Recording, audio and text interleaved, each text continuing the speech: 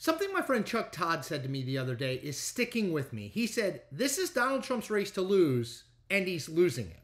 I was thinking of that when I read a Washington Post interview with Mark Thiessen, conservative columnist, that Trump gave earlier this week. I want to read a particular passage of it because I think it's so telling about what Donald Trump doesn't get. Okay, here we go. Thiessen basically says, a lot of people like your policies, but they don't like you. Trump said, I think they do like our policies. And a couple of politicians said, well, without Trump, the policies aren't the same, and you need Trump for the policies.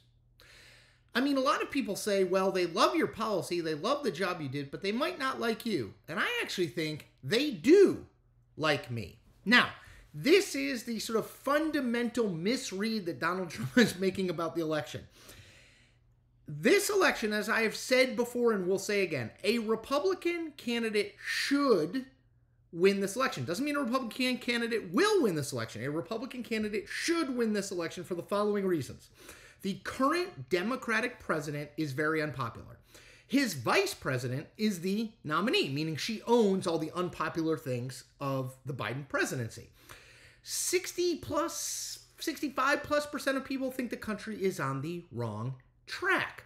The two most important issues that voters tell pollsters matter to them in the 2024 election are immigration and jobs, economy. Thank you, thumbs up. On the economy and jobs, they trust Republicans, and on immigration, they trust Republicans more than they trust Democrats to handle the issue. You add all those things up, and if I tell you sort of all those things, you will say, oh, well, Republicans are going to win. Maybe not. And the reason maybe not is Donald Trump. It is absolutely true that Donald Trump's policies are, get my cup out of the way, Donald Trump's policies, get my socks out of the way, Donald Trump's policies are more popular than Donald Trump. It's not even close. Lots of people, despite the ups and downs because of COVID, despite the ups and downs of the economy during the Trump years, lots and lots of people, Republicans and independents, and even some Democrats, believe that things were better economically 4 years ago than they are today. Now, I can cite all sorts of facts and figures, but that's just the perception. People believe things were better. I would argue they might not be, particularly 4 years ago we were in the midst of COVID, but that's what people think. On immigration, you might think Trump's policies, mass deportation of undocumented immigrants in this country, is too harsh, but that is not the majority view in this country. In fact, a majority of people approve of what some people have called Donald Trump's hardline positions on immigration. So he's right in line with the public on the economy and immigration. He just gets in his own way all the time. I'm just going to cite a few things that jump to mind. His post on Truth Social, I hate Taylor Swift. His obsession with the 2020 election, looking back rather than looking forward. His insistence, despite all evidence to the contrary, that Kamala Harris has only recently said she is black. His attacks on Brian Kemp, the popular governor of Georgia, a state he needs to win. All of these things are Donald Trump's personality, right? I believe, this is a thought experiment, but I do think about this all the time. Let's say Donald Trump disappeared from the campaign trail. Literally, there are 49 days left until the election. Let's say in the next 49 days, he never appeared in public.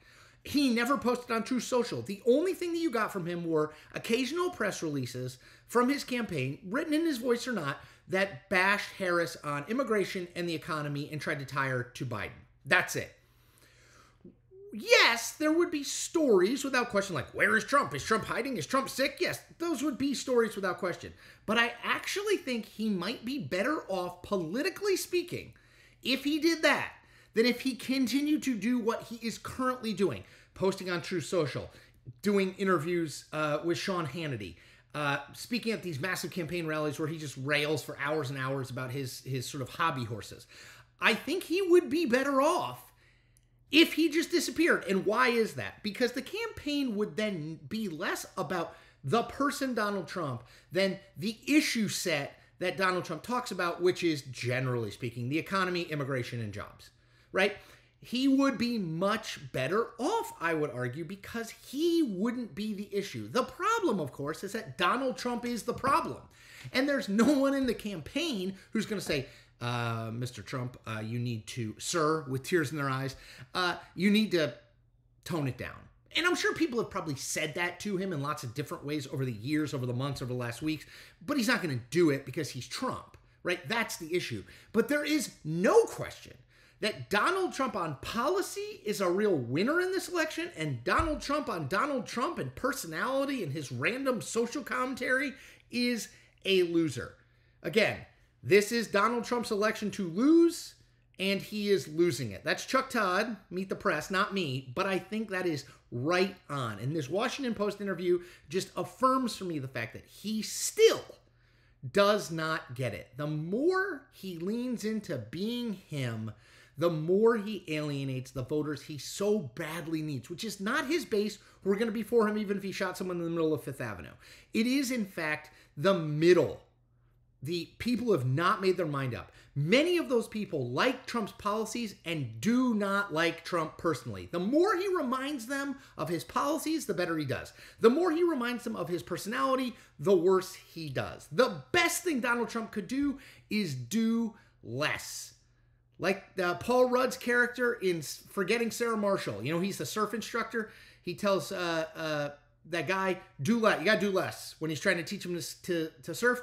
That's Donald Trump. He needs to do less, but he's Donald Trump, and he always does more, which is why I think today Kamala Harris is a slight favorite to be the next president of the United States. Okay, that's it for me today. As always, 4 things. Subscribe to my channel. We are on the verge of 40,000 people. We are on the verge of 40,000. So let's get over that. Like this video, easy, just thumbs it up. Comment on this video, do it for the algorithm, if for nothing else, and tell 10 friends. All right, everybody, take care. See you tomorrow.